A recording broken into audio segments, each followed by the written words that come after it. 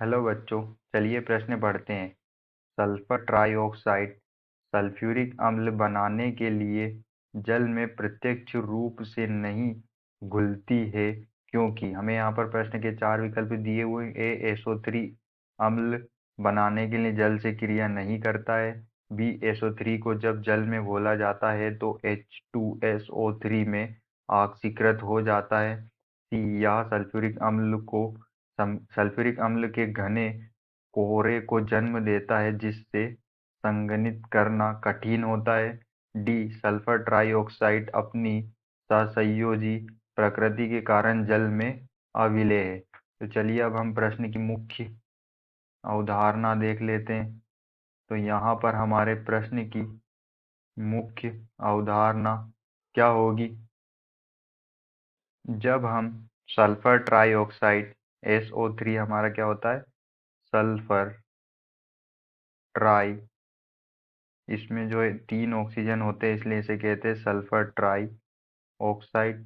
तो जब हम सल्फर ट्राई ऑक्साइड को जल के साथ अभिक्रिया करते हैं, इसके साथ जल के, ये हमारा क्या होता है H2O, जल के साथ अभिक्रिया करते हैं तो H2SO4 जो बनता है, इसमें यहाँ पर ये इस अभिक्रिया में क्या होते हैं?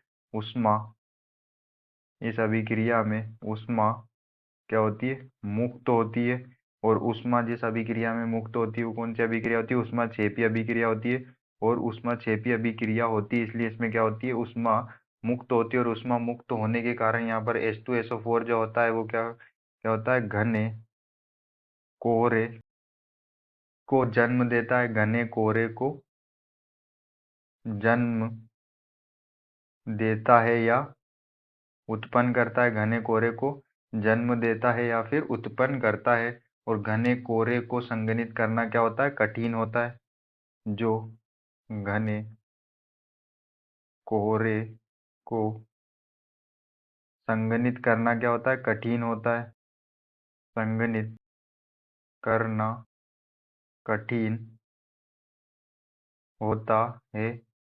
तो यहाँ पर जो हमारी अभिक्रिया होती है उसमें क्या होता है? उसमें हम सल्फर ट्राइऑक्साइड की अभिक्रिया सांद्र सांद्र सल्फ्यूरिक अम्ल H2SO4 से कराते हैं, तो हमें यहाँ पर H2S2O7 ओलियम प्राप्त होता है, जिसे पायरोसल्फ्यूरिक अम्ल भी कहते हैं। और यहाँ पर ये जो पायरोसल्फ्यूरिक अम्ल होता है, इसकी अभिक्रिया H2S2O7 हमारा क्या होता है? पायरोसल्फ्यूरिक अम्ल, इसे ओलियम भी कहते हैं।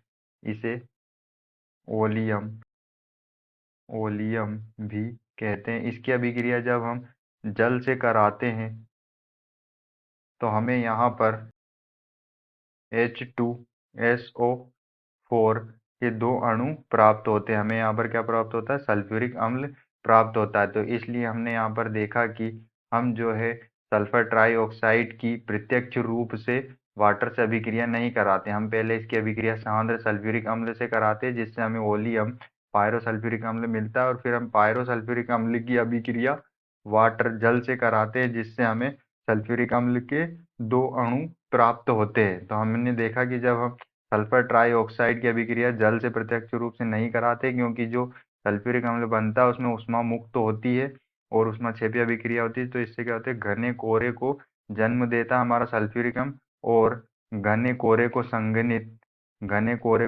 करना क्या होता है? कठिन होता है। तो चलिए हम अपने विकल्प को चेक कर लेते हैं। विकल्प सी में हमें दिया हुआ है, यह सल्फ्यूरिक अम्ल के घने कोहरे को जन्म देता है, जिसे संघनित करना कठिन होता है। तो हमारा आंसर क्या होगा? सी होगा। आशा करते हैं आपको समझ में आया होगा। धन्यवाद।